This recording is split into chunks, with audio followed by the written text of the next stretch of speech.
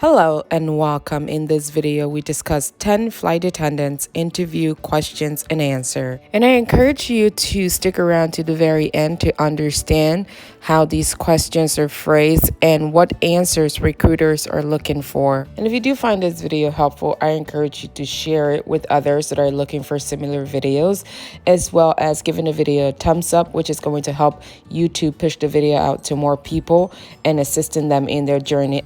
So I did save my very favorite question I got in my interview for the last. So if you do make it to the end of the video, you'll be able to see how important that question is and how I was able to answer in my interview. And if you would like more help on your journey or want to be a part of this family, please do not hesitate to subscribe. I love to have you, and let's chat in the comments.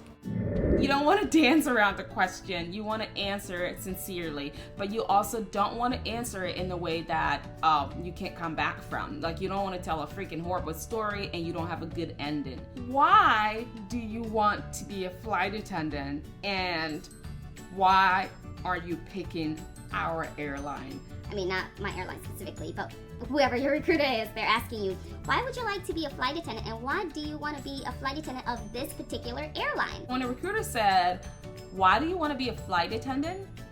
They want to know, if two passengers were having a dispute over a seat, what would you do? How would you handle that situation? You have to stand out for them to pick you out of 400 people. Why should they pick you? Put a little bit of personality where personality is required, and a little bit of enthusiasm where it's required, and a little bit of empathy where it's required. Hello and welcome back to all of my beautiful subscribers. If you are new here, my name is Rhonda. I am a flight attendant for a major US airline, and I'd like to welcome you back to my channel. So guys, before we get started today, I'd like you to grab a pen, or a pencil preferably, and a notepad if you have one. If you don't, find one, okay?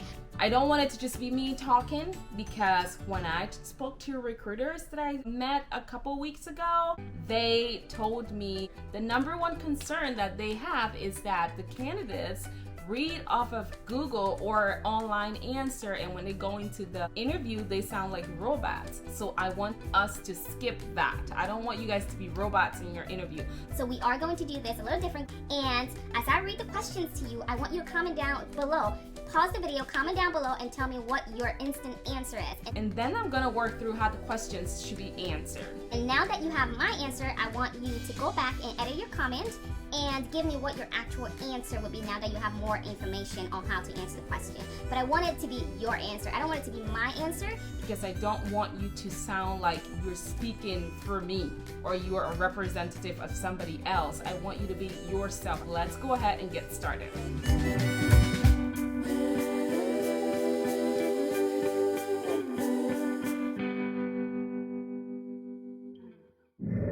So question number one, what would you do if somebody started panicking on your flight due to fear of flying? What would you do? So now I want you to pause the video, think about your answer, and comment down below. Now, if you've never been a flight attendant before, here are some hints that I want you to think about. Number one, flight attendants are safety professionals. We're also customer service oriented. We're on the flight, we represent the company that we work for, and we're there for our customers' safety and their comfort. So if you see a customer panicking, empathize with the customer. Show them that you care and that you're there for them. Distractions. I like to use this one, but distract them from what they're feeling and their fear by giving them positive tips on how to deal with fear of flying. Also reassure them that they're not the only person that this has happened to. This has happened to a ton of people, I can tell you. So reassure them and tell them that it's going to be okay. That's why you're there. And also, you're going to be using your customer service skills in this situation. Everything is not the customer being rude to you, and how would you deal with it?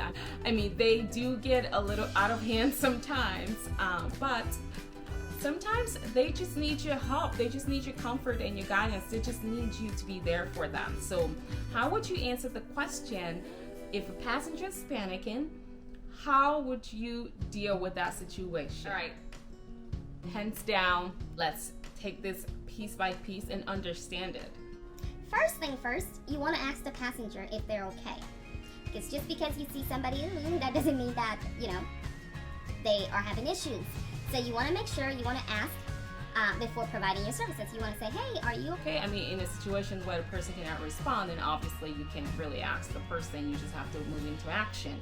But you want to make this when you're talking to the recruiter. You don't want to say, okay, so what I would do is I will ask the passenger if they're okay and provide them with helpful tips on how they can overcome their fear of flying. That's what I would do. Like, there's no emotions. There is no sense of communication with the person you're talking to, which is the recruiter. You want to make it an interactive conversation. You don't just want to make it like this is a question and answer situation. All right, it is an interview, but they also are interviewing you for the personality and how you make that passenger feel when they're nervous. So you want to show to the recruiter this is where you're smiling and your personality is coming through. So you want to make them understand that, hey, I'll be able to handle the situation. So when they ask this question, you want to say, so if I walk up to a passenger that is nervous and is having a panic attack, I want to find out how they're doing, how they're feeling, if they're okay. I will also ask them if there's anything that I can provide to make them feel better, as well as giving them some helpful tips on how they can overcome that panic attack. I know it's not easy, so I will have to empathize with them and show that I'm there for them. I will also try to offer them a cup of water and to maybe turn on the air vent to give them some air, and then do some breathing exercises with them to see if that will help them. And I will also try my possible best to distract them by explaining how flying works and how turbulence works, and that they're not alone in this, and that it happens to a lot of people. They're not the only one. So, and I would keep my eye on them. I would tell them throughout the flight that I would check on them and that we're in this together. Yeah, that's how I answer that question. Yeah, so you don't want to be straight-faced. You want to be smiling, you want to be bubbly, you want to let your personality shine through, because this is where that passenger is going to be looking to you for the answers. And the recruiter wants to know that you're somebody that they can look to. Okay, so I hope that makes sense. So question number 2, what are the first things you would do in an emergency situation in the air? All right, now I want you to pause the video again and comment your answer. I'll give you a hint. Stay calm. They're all looking at you. They're looking to you for survival. So you have to project some level of confidence. And you do that by staying calm, okay? But you have to do it right. So you have to stay calm, snap into decision-making mood, your ability to convey authority so that the people will want to follow you. All right, so now what will be your answer if a recruiter asked you, what would you do, or what are the things that you would do in an emergency situation in the air? All right, so one way I will answer this question is, again, looking at the recruiter and smiling, saying, in an emergency situation, I will stay calm because I trust that I would have been trained and equipped with the tools necessary to evacuate the aircraft if needed. And I will consult with my captain as well as other crew members if you're flying with other crew members, because I know that there's some airlines that is only one crew member, so it's only you. So if it's only you in that case, you still want to consult with the captain and the first officer to get the next course of action. All right, in another case where there's fire and you can't get to the captain, blah, blah, blah, you have to do what you have to do if it's safe. If it is safe, you have to do what you have to do. But that's way into training. So let's stay focused on what the question is and what's the simplest answer someone who's not a flight attendant can give. All right, so one answer I will give is, I will stay calm in an emergency situation because I will trust that I would have been trained and well equipped to handle such situation. I will also consult with my captain to understand the nature of the emergency and what procedures I needed to be taken. Next, I will make sure that I keep my passengers calm by informing them, giving them clear information, as well as commanding authority so that I will be the leader that these passengers will want to take commands from. I will also get in contact with my crew members. If I have crew members or if I'm the only one working the flight, I will try to find passengers that are willing and able to assist me in such evacuation if that is needed. All right, so question number 3, tell me about a time you dealt with a difficult customer. And I want you to think about this in 2 parts. So I'm not gonna go with every single question there is, but I also want you to think about one question that could be asked another way. And another way this question could be asked is, tell me about a time you had a difficult day at work, or tell me about a time your job was frustrating and what did you do about it. So there are a lot of different ways these questions can be asked, but the way I'm asking it today is going to be, tell me about a time you dealt with a difficult customer and how did you handle that situation. And what this question is really asking, guys, is tell me about the time somebody got on your freaking nerve and how did you manage your own professionalism? How did you manage your anxiety? How did you manage your frustration? How did you deal with the situation? That's what they really want to know. So you don't need to beat around the bush or like, oh, that might be a Liberian saying, but you don't want to dance around the question. You want to answer it sincerely, but you also don't want to answer it in the way that you can't come back from. Like, you don't want to tell a freaking horrible story and you don't have a good ending. So you want to have a story that is sincere enough, but also showcases the way you deal with difficult situations, the way you manage your stress in professional environments. So look in your work history and find your best moment, but also the worst moment that anyone could have been put in and how you dealt with that situation. So what they're basically wanting to know is, how did you deal with this stressful situation? How did you manage your stress level? And how did you stay professional? Was the situation resolved? So these are the 3 things that you need to be thinking about as you answer this question. Now I'm going to give you a few more hints and then I want you to answer the question, okay? I am going to be looking, all right? So here's one hint. You want to design this answer unique to your experience. And you want to tell a story. You want to make it memorable. You want to say things that the recruiters can remember. Because one thing that I got from the recruiters when I spoke to them was they didn't remember some of the candidates. So there was one instance where I spoke to this guy and I was like, oh my God, after talking to him, I was like, you are so good. Like, you are somebody that they're gonna want, because he started telling me about his background, how he works in sales. And I was like, we do credit cards. Like, and he's like, I get paid off of commissions and I'm able to manage my customer relationship, and I have been able to excel in that company. I sold $1 million in 1 year, and I was like, we sell credit card. Oh my God, I would want to fly with you. And he told me about his professionalism, he's safety oriented, he's a very likable guy. And I was like, how did the recruiters miss that? And then I asked him, I said, what was one of the questions you think that you might not have answered right? And then when he told me the question, I said, okay, now let's role play. How would you answer that question? He gave me his first answer. I mean, I don't want to make it too obvious. He probably follows me, so I don't want to make it like, oh my God, I don't want to bash anyone. This is not to bash. This is so that we can learn from each other, okay? So if you're out there, just know that this is not to bash you. So when he told me his answer, I was like, come on, dude, you got something better than that. Like, that doesn't tell me your ability to deal with situation and stress. Like, give me something else.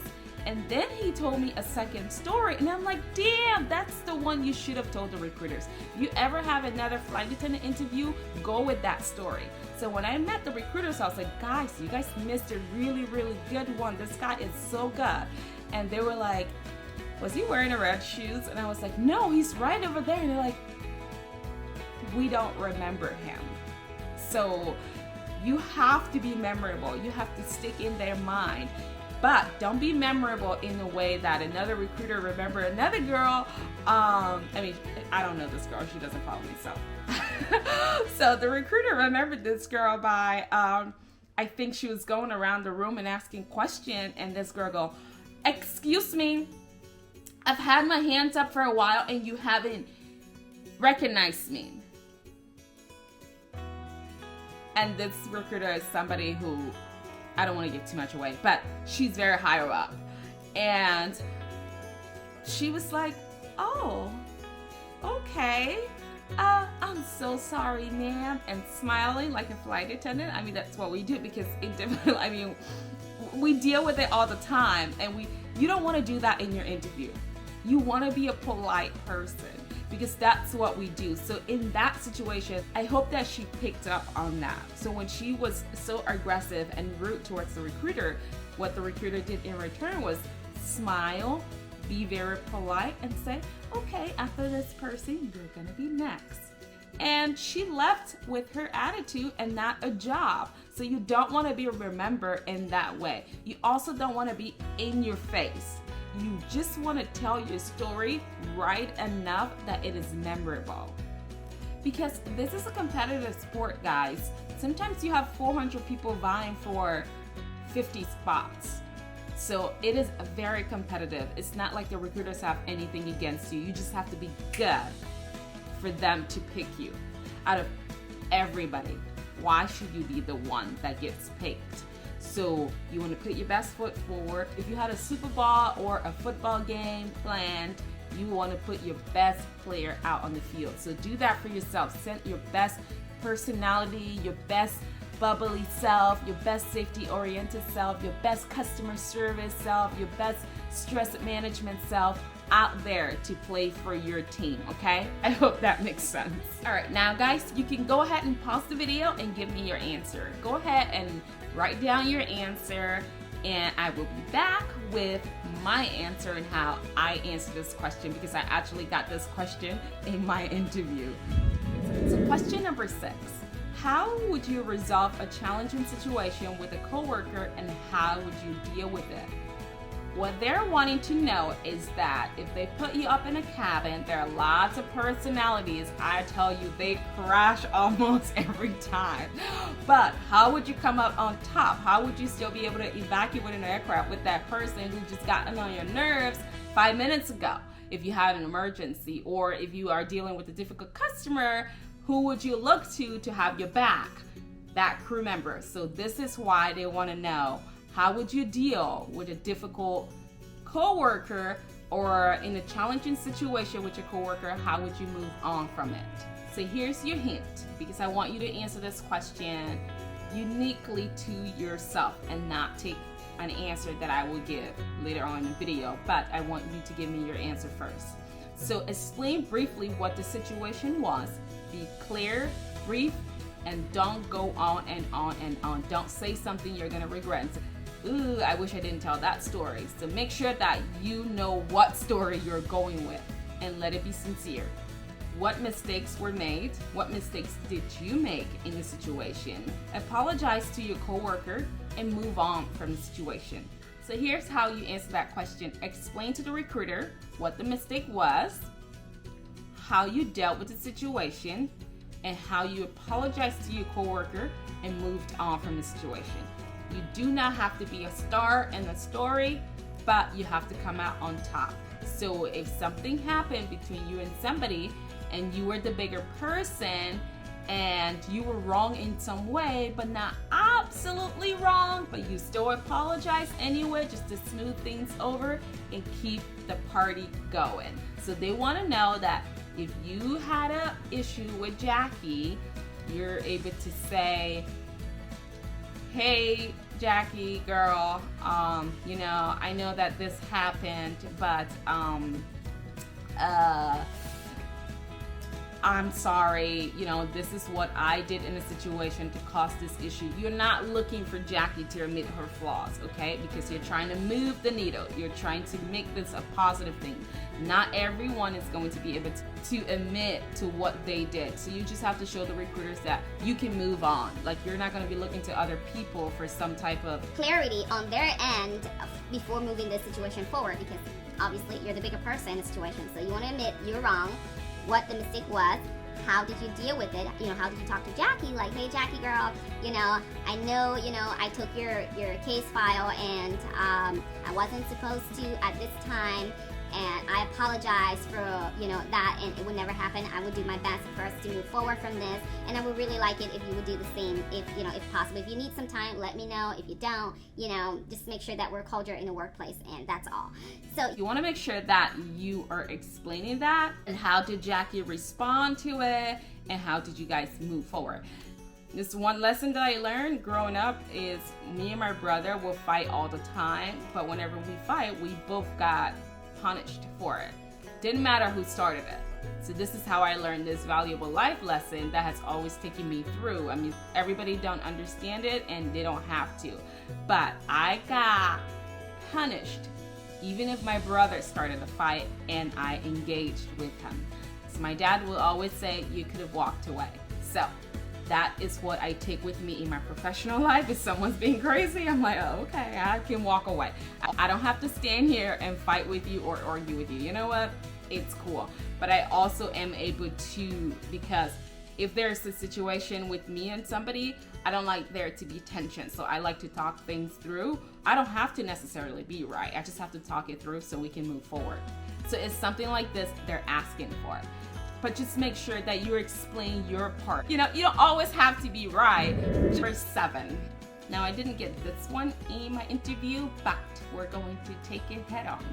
How do you feel in a new environment? Do you feel comfortable? How do you deal with changes? So in this career, things change from your schedule to waking up, your flight schedule, your weather, your sleep patterns. It's constant changes in this environment. So they want to know, how do you adapt to change? How do you deal with change? Are you easily adaptable? Are you able to easily adapt once you're thrown into a situation? This is why they're asking this question, because in this job, it is go, go, go, stop, what the hell is going on? Oh my gosh, we're delayed, hours and hours and hours later, we're canceled. Do we have a hotel? How passengers are asking you questions that you don't have answers to. It's crazy. So they want to know that you're able to adapt easily to new situations. So when you answer this question, the things you want to be mentioning is your flexibility. Flexibility is number one. You want to show that you're flexible like a palm tree.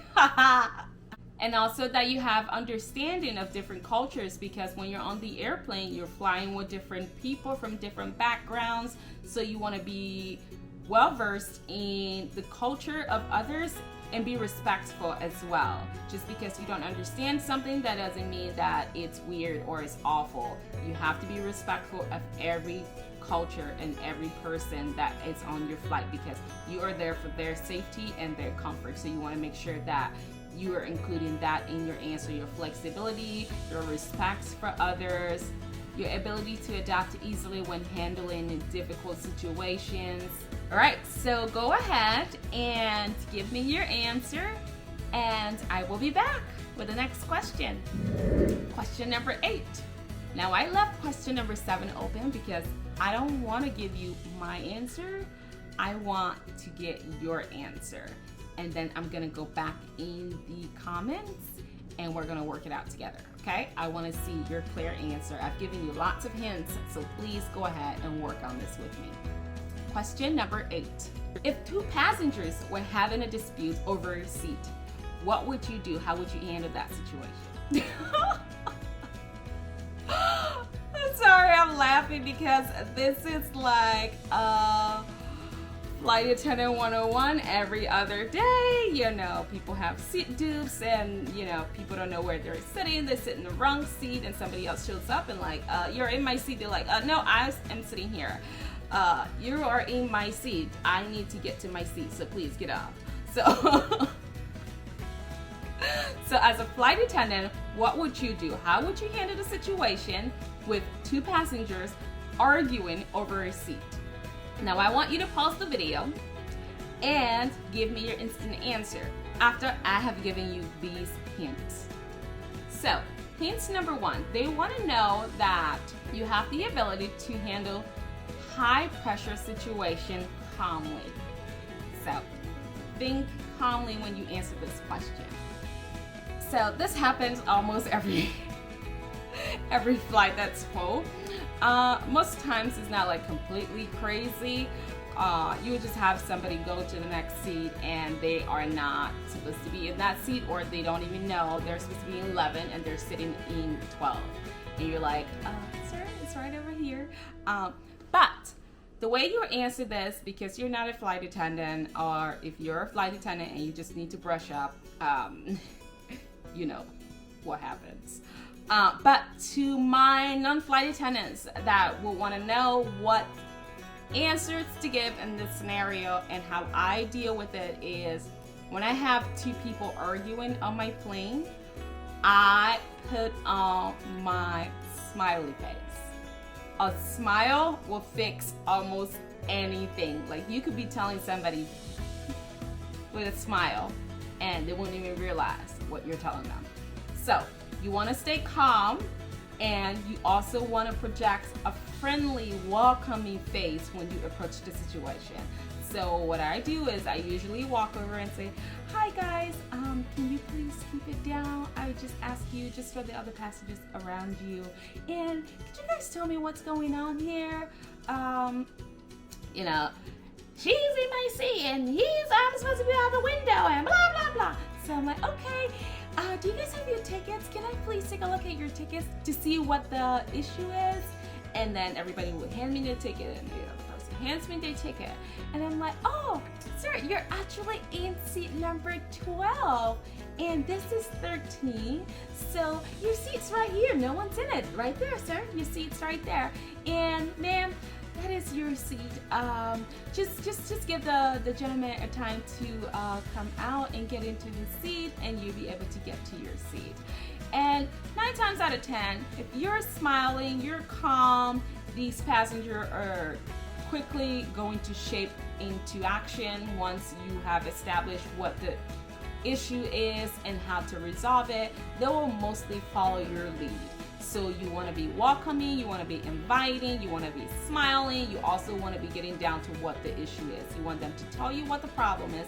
And if it is a seat dupe and they both have the same exact seat on their ticket number, what you do is, most times what I would do is I would look for the person who's least aggressive and try to work with that person.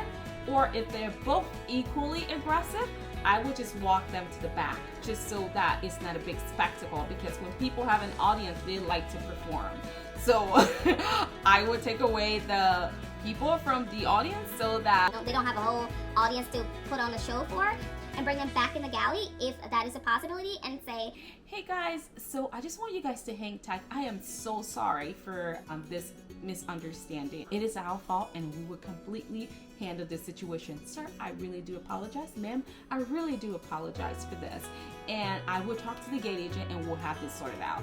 And when I go up to the front, I will look through the cabin. If there is any space, anyone who I think is like overly aggressive and just so upset, like, I'll try to find the best seat I can, and I will relocate that person to that seat and then the other person into the next seat, just so that I am separating both of them from the crowd on the people around them, so that we don't have too much of a tension. And I am apologizing to show empathy and show them that, okay, we're very sorry and we're gonna fix this. And I'm also taking responsibility and saying, this is our fault, we're going to handle it. So once you reassure them that you're going to handle the situation, they're going to cooperate with you 9 times out of 10. They're not going to continue screaming. I mean, sometimes they do, and then that they need to be kicked out. They need to be kicked off the plane if they're just going to be rude.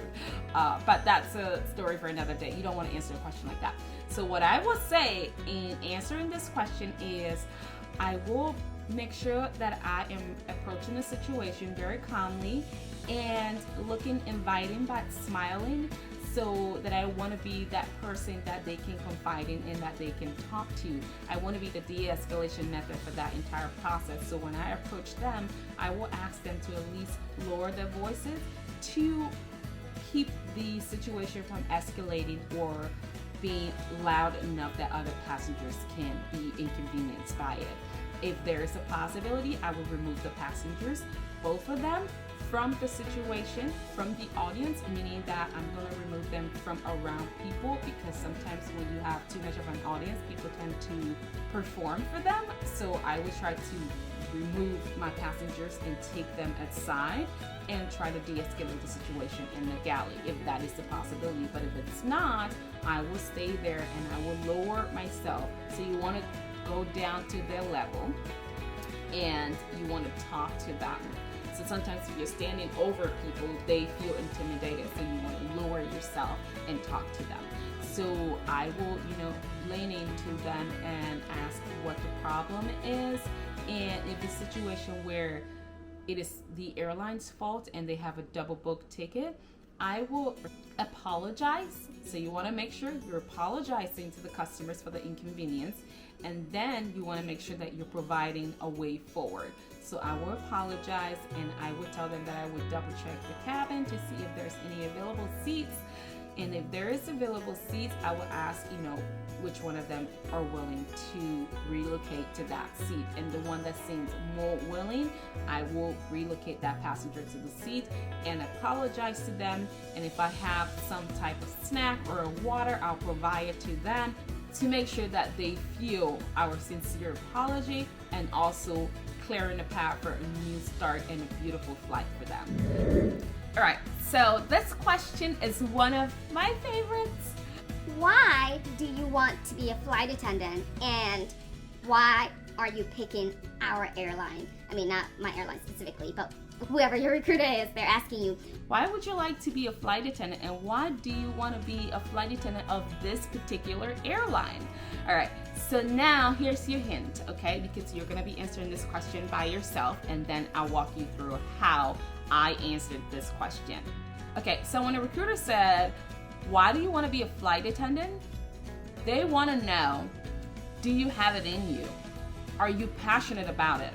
Because number one, you're not going to be making a lot of money when you start. Number two, they want to know that you at least have some type of knowledge of what you're getting yourself into, because this is not a regular job.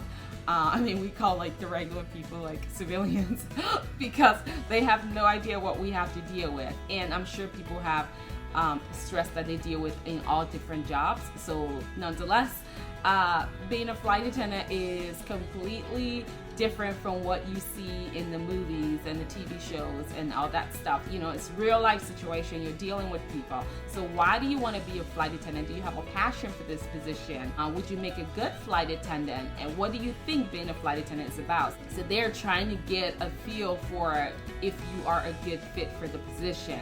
And when they say, tell me why this company? Why do you want to be with our airline? All right, so what they're trying to find out is, are you going to fit in well with this crowd? Like, do you belong to this society that we're a part of? And do we have the same values? Do we have what you're looking for in the company? As well as companies spend a lot of money training people, having those hiring events that you go to. They want to know that they're going to get a return on their investment, because eventually when they hire you and put you through all the process, put you up in a hotel, most of them do, they're spending money on training you. So they want to know that they're going to be able to retain you for at least 5 years or more, or forever, as a loyal employee. And what are you going to be bringing to the table for them? So that's why they want to know why you're picking the specific airline. All right, so here's your hint to answer the question. Now, when they ask you this question, now is the time to showcase your knowledge of the airline. Don't go too crazy talking about they've hired this person, or they have a new CEO, the stock price is this, and blah, blah, blah. Now is not the time to tell them about how many aircraft or engines the airline has ordered. So now is the time to showcase your knowledge of the airline as it relates to your personal values and the airline values, and how you're going to fit into that. How you're going to continue what they already have going on, and how you're going to be a part of it. You also want to tell them things that you admire about their flight attendants. You have flight attendants interviewing you. Who doesn't like to hear nice things about themselves? But now is not the time to do it unto the point where you are literally kissing, so you don't want to do that. But you want to point out specific things that you've noticed about the airline.